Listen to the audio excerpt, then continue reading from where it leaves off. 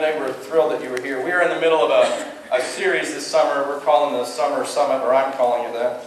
And we're studying through the Sermon on the Mount. And we're going to be headed to Matthew chapter 5 in just a few minutes. So if you want to cut to the chase and get there, we'd love to have you do that. If you're a guest with us here today, we welcome you. And we're thrilled to have you with us. We get together here every Sunday at 10 o'clock or so with our family, we call ourselves. And we're endeavoring to be people who are pursuing the heart of God. And we're still trying to figure that out, to be quite honest with you. We're not one of these churches that thinks we've got it all figured out. Partly probably because our leader doesn't have it all figured out yet. And but we're thrilled to have you with us. And, thanks for stopping by. Next week is Father's Day. Listen. When it's Mother's Day, it's like a national holiday. I mean, people go across the country to see their moms. And we just mention Father's Day, it's like, oh yeah, whatever. You know, what's up with that? You can't have one without the other. Think about it. Okay, if you don't get it, see Lenora. She'll explain it to you later. Next week we have a gift for our fathers, and so if you're with us, we encourage you to be here next week. Following that, in about 10 days, is our first cookout hangout, a week from Wednesday, 6 o'clock right here on the church campus. And we encourage you to bring some food to share, like, you know, some like side items, but bring whatever meat. If you're a meat eater, if you're a carnivore, bring it, and we'll have some grills for you to cook it up. The goal here is for you and I to bring guests, bring friends, and also we're hoping that the barbecue smell will reach our neighbors. And part of it also is so that the families of the academy, we're hoping that some of them will hang around and we can get to know them and then get to know us and see that we're not, you know, all that scary and they're not all that scary. But we're trying to build that bond of relationship between the church and our ministry that we call Friends Academy. So a week from Wednesday, it's here at the church. In 2 weeks from today, we are going to have our Family Worship Sunday. We, in the past, have said that we're going to do it on the 5th Sunday, but this month, on the 5th Sunday, I have to be gone. And so we're going to do the Magic Box in 2 weeks. So next Sunday, we'll hand out the Magic Box. If you don't know what that is, some of you are looking at me like I got 3 heads. The Magic Box is like a shoe box. And one of our children takes it home, they bring it back, and that next Sunday morning I have to open it up and make a sermon or lesson about it right on the spot. And so that's what that will be. And it involves our children. They'll be with us the whole worship time. We're going to sing some of our favorite kids' songs that some of you remember. You remember this one? See, sign language. See, you didn't know I was so talented. I'm bilingual. All right. So, but that'll be in a couple of weeks. Some of you have asked about the junior golf camp. It starts 2 weeks from tomorrow.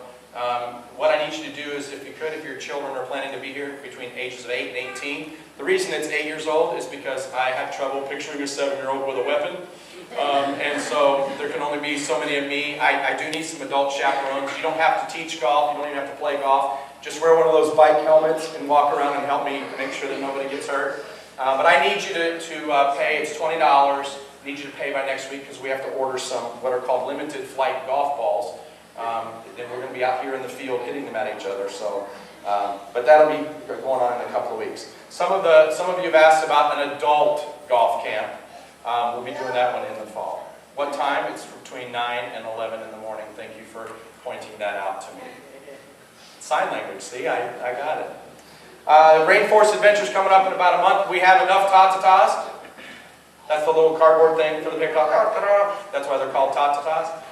We got 87 of them bad boys, right? What you told me? And I turned in number 88. So you are in good shape for those. But what else do we need? Volunteers. Volunteers. We need human beings with bodies and skin. If you'd like to help, please see Lenora. We'd love to put you to work.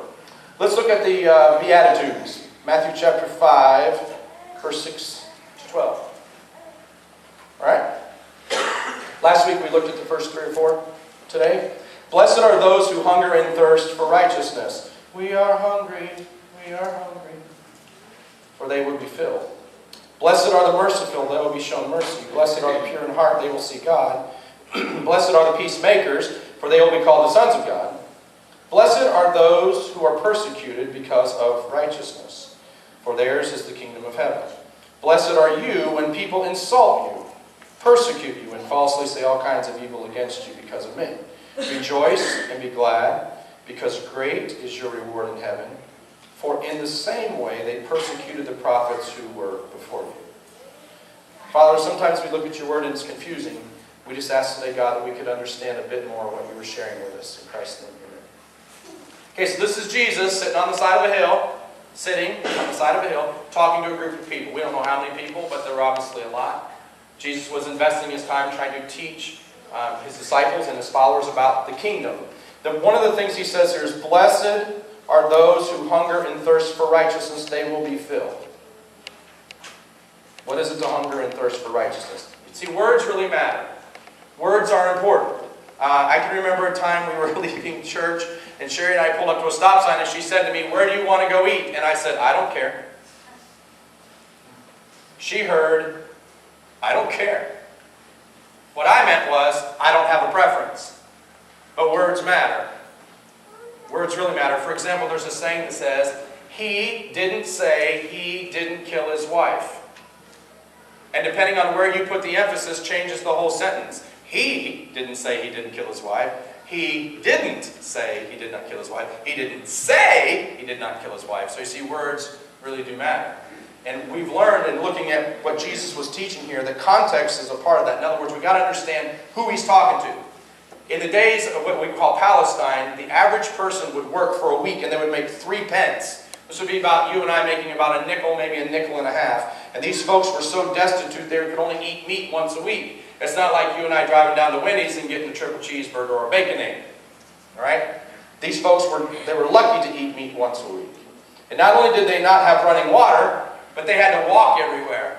And much of this territory of the world was dry. And so the people were constantly thirsty. Now what we're not talking about here is a guy who's got a little bit of a hunger pain that he can run down to Boston Market and take care of. We're not talking about a guy that can walk to the refrigerator and get a cheese stick and a bottle of water. We're talking about people who are close to starving to death and people who are about to thirst to death. And Jesus brings this up. And one of the things that's really cool about Jesus is he uses everyday items to try to teach us about the kingdom. This beatitude would better be asked, do you really want goodness like a starving man wants food and like a thirsty man wants water? That really should be how it should be phrased. Because the question is, for most of us, we really say we want goodness, but the truth is it's more of a passing thought. It's a more whimsical, mysterious kind of thing for most of us because there's a cost. There's a price that goes along with us really, truly being good. And in some ways, of all the Beatitudes, this one is the most challenging. Because the question is, do you really want righteousness? Or do you really want things your own way?